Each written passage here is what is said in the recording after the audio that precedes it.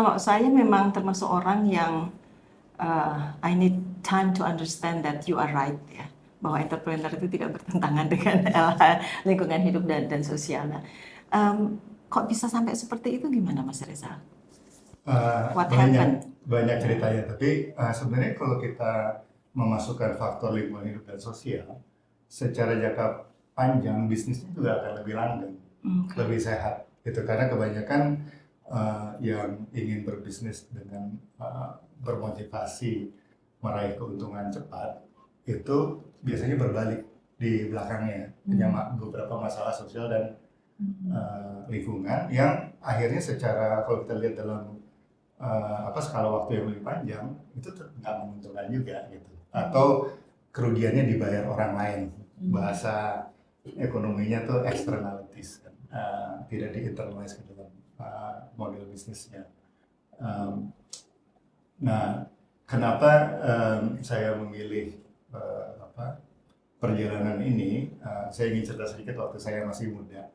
Jadi saya tuh mendapat semacam kesempatan yang istimewa lah, bisa sekolah di luar negeri S1. Waktu itu saya sekolah di Cornell University. Nah, orang tua saya itu waktu itu khawatir saya terlalu jauh dari Indonesia sehingga bisa melupakan Indonesia. Jadi setiap liburan saya diwajibkan untuk ke Indonesia dan diwajibkan untuk jalan-jalan keliling Indonesia. Enak sekali ya. Iya, tapi mungkin teman-teman saya lagi ngapain gitu, saya disuruh jalan-jalan ke Indonesia, dan jalan-jalannya juga agak seru. Jadi naik bus dari Manado ke Palu waktu belum ada Trans-Sulawesi, naik kapal motor dari Ternate ke Bitung, terus kayak gitu-gitulah perjalanannya. Terus saya masuk Sungai Mahakam itu umur 15 tahun. Pakai perahu klotok gitu. Jadi disuruh jalan terus supaya mengenal Indonesia, dan saya merasa sangat bersyukur.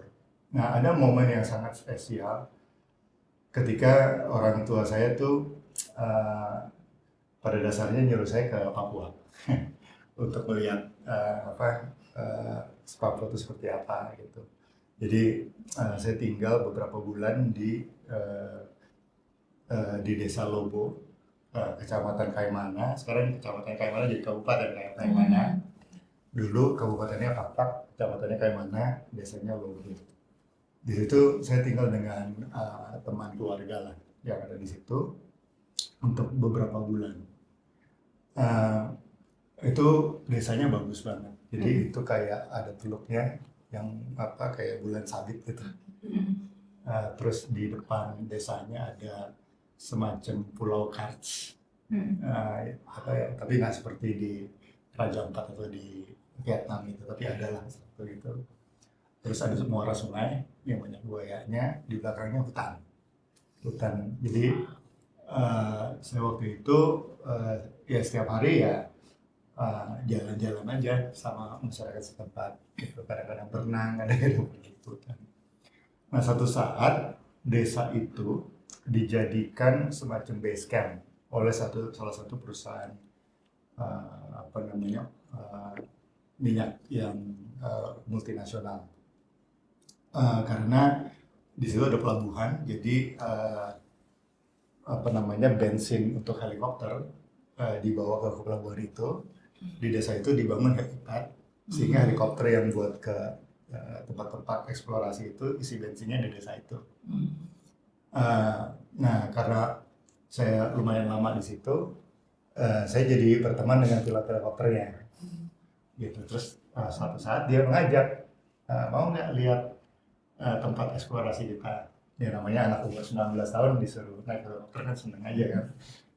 Jadi kita pergi dengan helikopter ke salah satu tempat titik eksplorasi perusahaan minyak tersebut.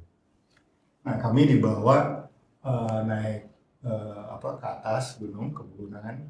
Itu kita bisa melihat itu hutan hujan tropis yang masih asli di Papua, sangat padat, bagus sekali gitu. di atas ketinggian. Nah, sampai di satu titik ada bukit yang tertutup awan lah.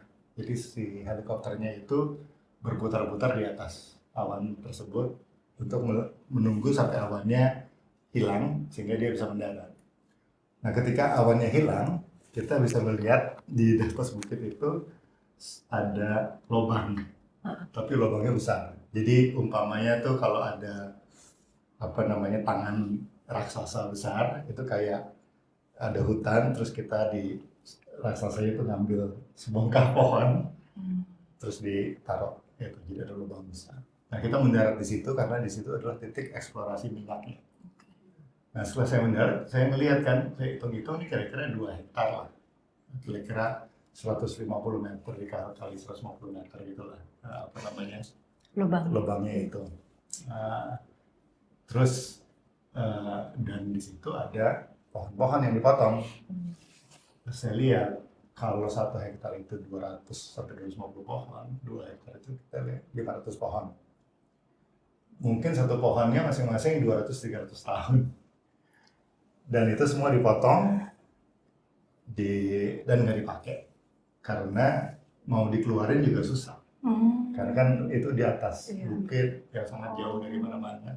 Kalau mau dikeluarin juga harus pakai helikopter, jadi mahal. Jadi itu dipotong hanya untuk supaya kita punya ruang cukup supaya helikopter bisa mendarat dengan selamat. Dan di tempat itu ada sumur minyak yang buat dieksplorasi, mungkin sebesar meja ini sumurnya. Jadi untuk melihat apakah ada minyak atau enggak, harus motong 500 pohon yang mungkin umurnya 300 tahun, supaya tahu ada minyak apa.